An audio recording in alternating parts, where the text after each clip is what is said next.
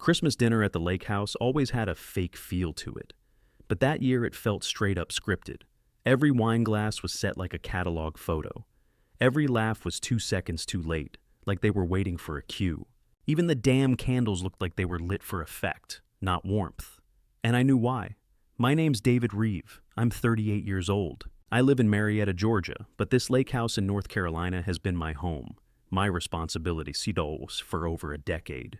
That night I sat at the far end of the long cherrywood table, next to the busted radiator I fixed last fall. It still clicked every 10 minutes. Lorna, who'd worked on this property longer than any of us had lived in it, moved quietly around the dining room, topping off glasses and pretending not to hear. My brother Marcus was at the head, wineglass raised, smug as ever. Laura, our sister, sat beside him, wearing that tense little smile she pulls when she's waiting for someone else to take the fall. Marcus tapped his fork on his glass. Let's raise a toast to the next chapter of our family legacy. He looked straight at me. After a lot of discussion, we've decided to sell the lake house. Nobody blinked. He went on smooth and casual, like he wasn't detonating a bomb. It's time to let go. David, we all think it's best you start the next phase of your life somewhere else. You've held on long enough. I didn't flinch. I didn't yell or slam the table like they were expecting. I just reached for my water, sipped, and set it down. Quick note, before listening, share which city or country you're watching from. Marcus smiled, like he'd just served me a warm plate of truth. We've lined up a buyer. They're ready to move quick. This place will be a boutique resort by next summer. You'll land on your feet, I'm sure. Laura nodded like she actually believed that. Our mother, silent as always, just folded her napkin slowly. My father sat near the end of the table, silent, his glass untouched, eyes fixed somewhere past the candles. I glanced around the room. Same walls I painted after the last hurricane. Same floor I restained 2 summers ago. Same pipes I crawled under the house to fix in the dead of winter. But none of that mattered to them. To them, I was a stray dog that hung around too long after Dad stopped caring. They thought I was freeloading. They thought I was dumb enough to fix their messes for free while they handled the grown-up decisions. They thought I had no backup plan. They were wrong. I leaned back in my chair and smiled. Sounds like a big move. Hope you read the fine print. Marcus raised an eyebrow. Meaning? I folded my hands. Just that I hope whoever signed off on that sale knew who the legal owner was. He stared at me for a second. The candles flickered. Laura's fork stopped mid-air. 3 years ago, back when I still wore the company badge and parked in the Reeves Capital reserved lot, I noticed something off in the pension reports. A few names missing, numbers not lining up. I brought it to Marcus, thinking maybe it was just an error in the system. He smiled and clapped me on the shoulder like I was 5. Don't stress the accounting, we got people for that. That was my first red flag. The second came a week later when my login stopped working. HR told me my role was being restructured. No warning, no thank you. Just an email and a security escort. Laura wouldn't take my calls. Dad wouldn't look me in the eye. A month later, I found out Marcus had gotten him to change his will. Right in the middle of what the doctors called a cognitive fog episode. He was in and out of the hospital, confused half the time. And Marcus used that to lock me out completely.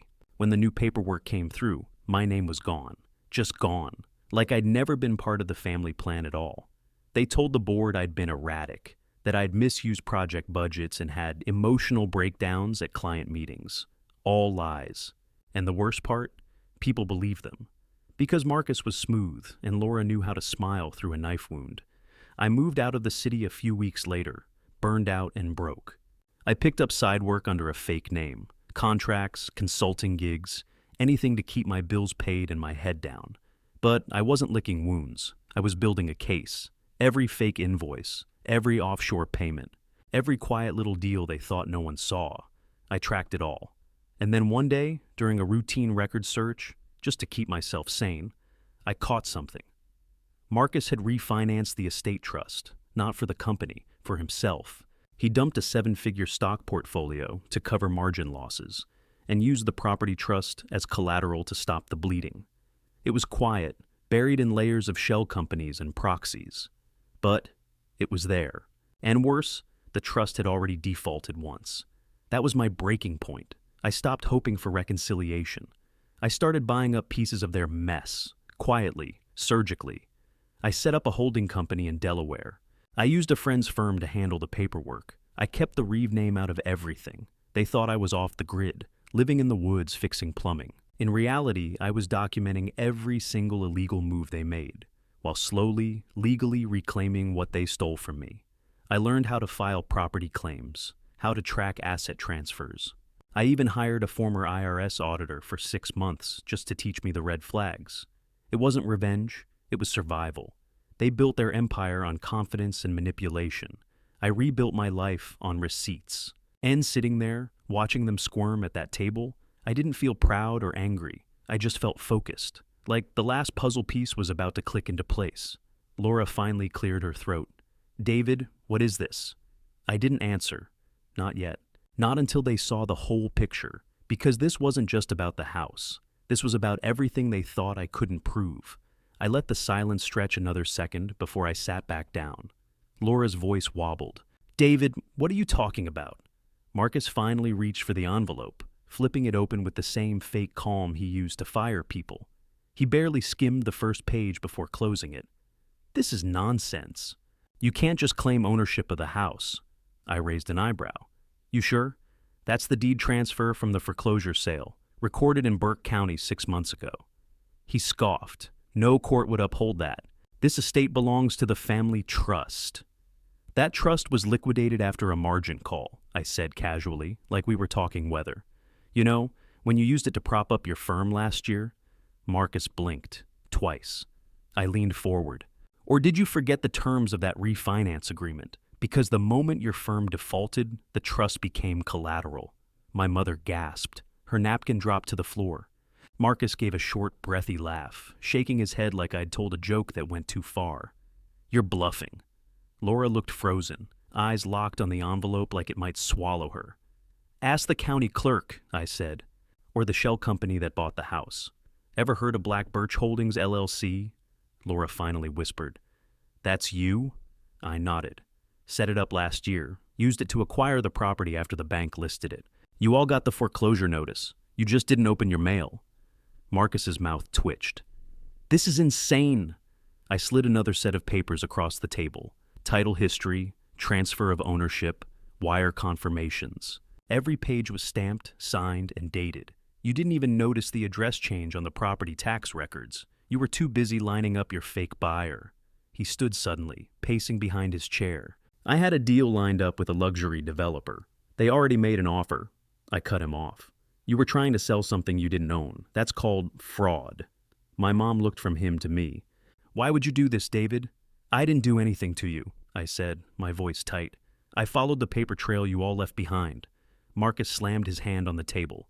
"You blindsided us." "You cut me out," I snapped. "You thought I'd crawl away and rot. But while you were busy pretending to be the king of this family, I was out there picking up the pieces." Laura looked pale, her wine glass tilted slightly in her hand. "So what now?" I looked at her straight.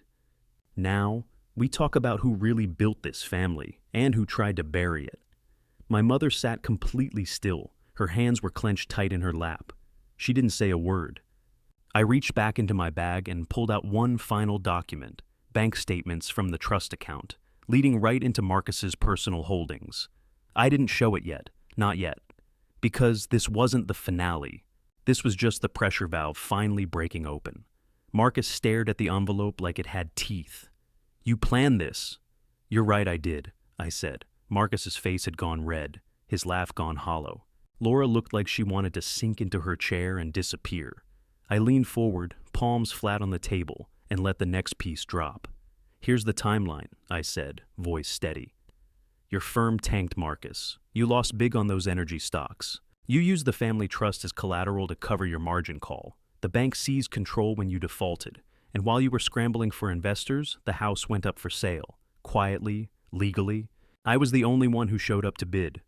Marcus's jaw tightened. "You're twisting this." I reached into my folder again and tossed out a stack of emails. "These are yours, Laura. Internal memos, doctored reports, all with your signature.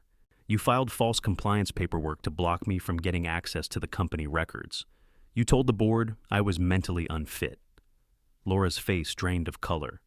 "That's not true." I cut her off. It's true enough that I've got 3 different copies, and they don't match. You edited them to erase my access." Her hands shook as she pushed the papers away, like just touching them would burn her. Then I dropped the real bomb. A thick stack of wire transfer logs bound with a clip. And here's where the trust money really went, straight into accounts in the Caymans. Marcus, you siphoned off more than $2 million under consulting fees. You used our father's legacy like your personal ATM. Marcus barked out a laugh, too sharp to sound natural. "Those are fabricated. No one will believe this." I stared him down. "They don't have to believe it. It's documented. Every single transfer has a routing number, timestamp, and approval code, all under your login." The room went dead quiet. My mother sat frozen, her lips pressed together so hard they'd gone white. Finally, I turned my eyes to my father. He'd been sitting stiff in his chair, his glass untouched, his expression carved out of stone. I locked eyes with him. "You knew," I said. My voice was low even. "You knew everything. You just thought I couldn't prove it." For a moment, nothing. Then his jaw twitched. He opened his mouth, but no words came. I leaned closer. "You let Marcus run wild with the trust. You let Laura falsify records. And when I raised questions, you backed their story instead of mine. You sold me out in favor of your perfect heirs." My mother finally stirred, her voice barely above a whisper. Is this all true?" No one answered. Marcus looked down at the floor. Laura wiped at her eyes but didn't speak. I spread the documents across the table like playing cards. "This isn't revenge. This isn't payback for you cutting me out. This is restitution. Every page is notarized, every filing is public record. You can scream, you can deny, you can call me a liar, but the paper doesn't care. The law doesn't care." I gathered the last document, the deed transfer, and held it up between my fingers. Marcus slammed his fist on the table, but the sound rang hollow. Laura didn't even look up. My father turned his head away, staring at the dark window like the answer might be hiding outside. My mother's hands trembled as she reached for one of the papers, scanning it with wide eyes. Her voice cracked. "My God." I sat back in my chair, calm and unshaken. "You wanted to bury me. Instead, you buried yourselves. All I did was dig up the dirt you left behind." The papers on the table lay scattered like broken glass. Marcus leaned on the back of his chair, chest heaving. Laura kept her eyes fixed on her lap. My father hadn't moved in minutes. I wasn't done, not even close. "There's one more piece," I said. My voice cut through the room. "Aunt Ruth." Laura's head snapped up. I pulled another folder from my bag, thick, heavier than the rest. I laid it on the table and slid it slowly toward her. "Ruth's signed copy of her will never left her possession until the night she died. The one you filed, conveniently leaving everything to Marcus, wasn't hers." Laura shook her head quickly. "That's not true." "Really?" I said, flipping the folder open. "Because here's security footage from the hospice wing. You, Laura, slipping into her room at 2 a.m, no doctor, no nurse, just you." Her mouth opened, but nothing came out. I pulled out another document, stapled testimony. "This is from a nurse on the night shift. She says Ruth's medication dosage was off the chart when she checked the logs the next morning. Not a normal spike, not accidental." My mother gasped, her hand flying to her mouth. "And here," I continued, pulling one last sheet, "is the toxicology report from Ruth's chart. Elevated levels of morphine, 3 times the prescribed dose. The attending physician flagged it, but somehow that note didn't make it into the official file you submitted." Laura's hands trembled. "You're twisting this. She was dying. She was in pain." "She was lucid," I snapped. "She was emailing me 3 days before she passed, and she sent me something you didn't expect." I reached into my jacket pocket and set a small USB drive in the middle of the table. The sound of it hitting the wood echoed like a hammer. "Ruth sent me the draft of her will, the real one.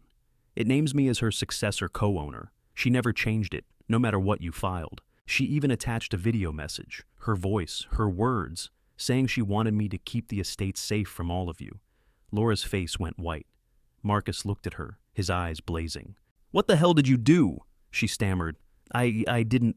I leaned forward, my voice sharp as steel. "Save it. This isn't a family squabble anymore. This is probate court material. And if the DA decides the nurse's testimony plus the toxicology is enough for an investigation," I tapped the USB with my finger.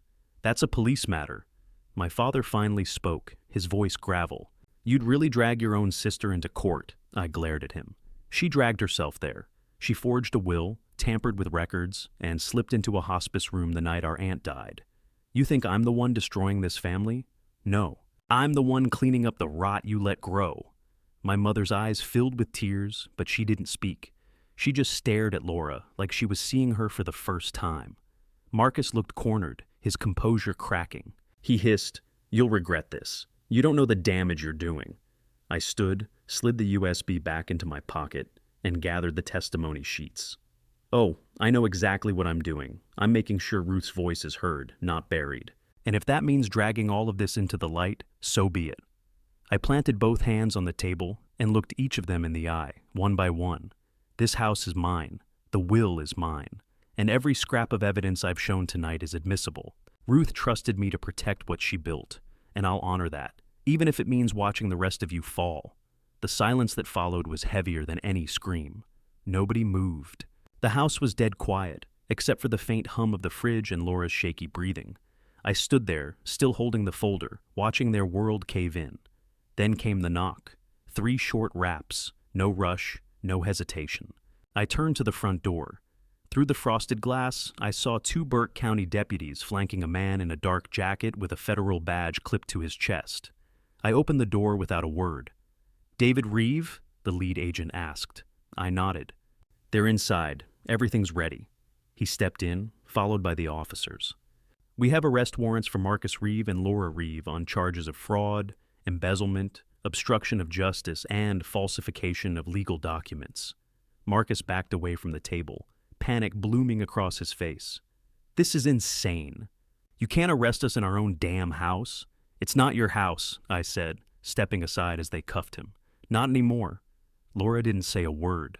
She just started crying, soft broken sobs, as they read her rights and secured her wrists behind her back. My father stood up, face red, fingers shaking at me. "You self-righteous little bastard. Look what you've done. You ruined this family." I met his glare without flinching. "No, you did that. I'm just turning on the lights."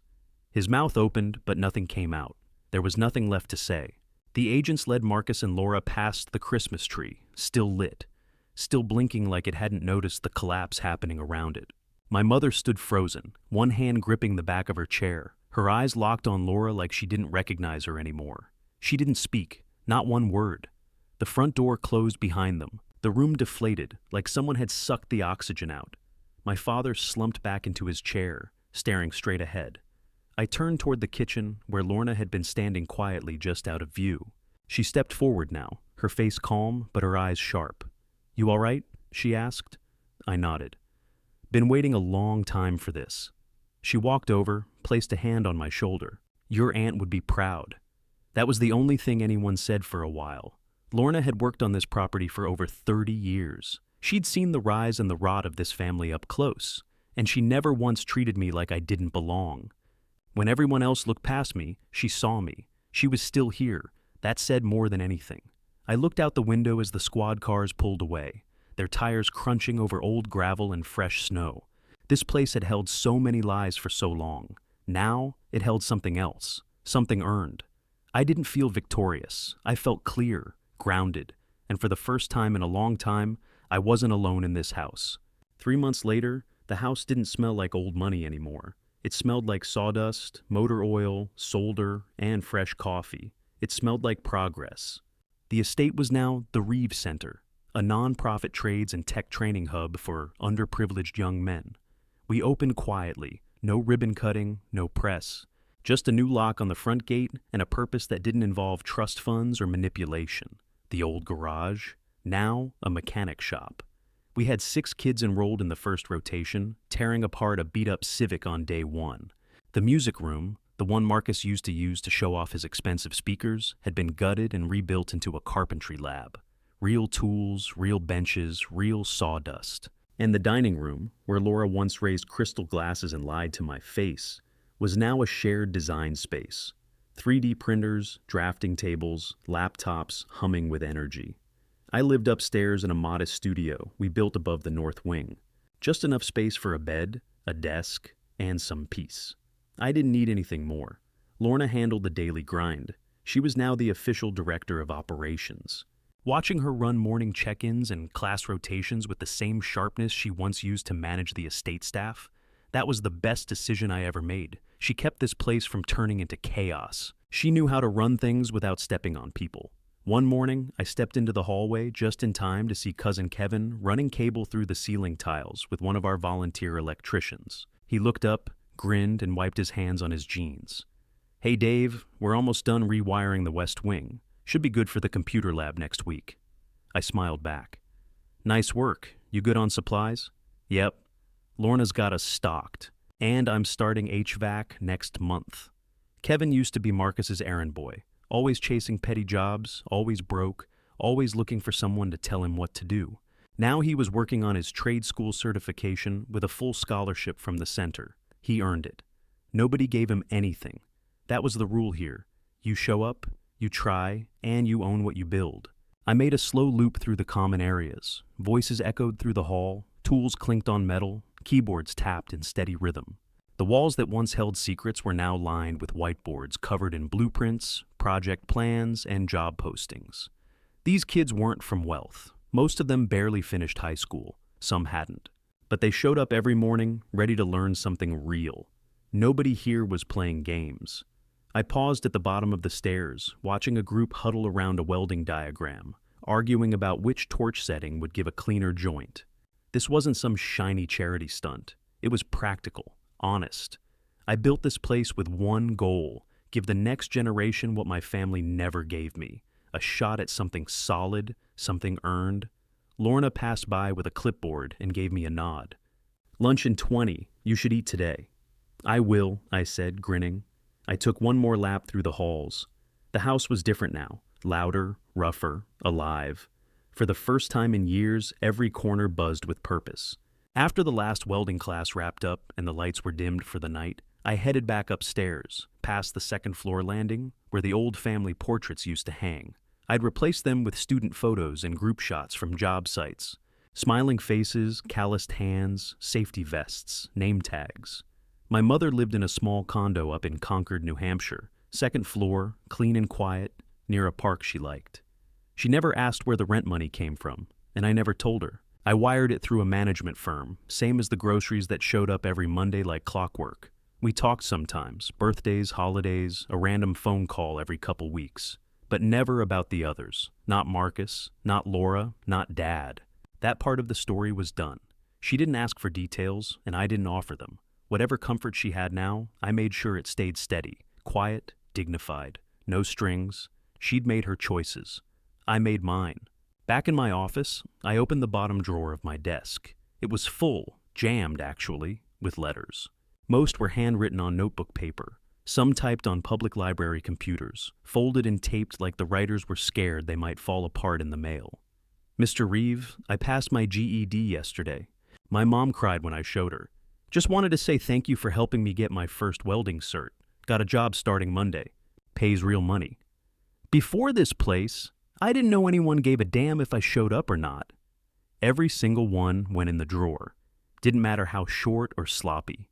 I kept them all. Lorna laughed at me once for organizing them by month. I told her it wasn't for show. It was my ledger, proof that legacy didn't have to come from bloodlines or bank accounts. The Reeve name didn't sit on any corporate board anymore. It wasn't tied to hedge funds or fake charities or glossy newsletters. We weren't in the business registry, and I didn't care if we ever were again. But around here, around Burke County, it meant something else now. It meant a second chance. A kid who'd flunked out of high school but now ran diagnostics on electric forklifts? That was Reeves Center, a single mom's son who used to get picked up for tagging walls, now building cabinets for union pay. That was Reeves Center. And me, still up most nights filling out grant forms and budgeting for another row of laptops, we were all building the same thing. Something that couldn't be inherited or stolen or rigged. I closed the drawer and leaned back in my chair. The room was quiet except for the hum of the old heater kicking on. Maybe no one would ever write a book about what I did here. Fine. The people who mattered knew the truth. And that was enough. Snow tapped softly on the windows as I made my way down the hall, the floorboards creaking under my boots. The place was quiet. End of day quiet, not empty. Lights were still on in the West Wing, where the last welding class had wrapped just an hour ago. You could still smell burnt metal in the air. I stepped into the old study, now my office. Same high windows, same heavy door, but the shelves held textbooks and shop manuals instead of finance ledgers. I dropped my keys on the desk and rolled open the blueprints spread across the table. The new wing was taking shape. Welding lab on the lower level, housing for 8 apprentices above it, shared kitchen, showers, the basics. Nothing fancy, just enough to give a kid who had nowhere else to go a bed and a door that locked. That was enough. I heard faint voices and headed toward the common room. 10, maybe 12 teens gathered around the projector wall, watching YouTube tutorials on Python and JavaScript. A few took notes. One kid sat cross-legged with a busted laptop in his lap, half the keys missing, still tapping like he knew exactly what he was doing. No one noticed me standing in the doorway. That was the best part. The air was warm. Not just from the radiators, but from the rhythm of it.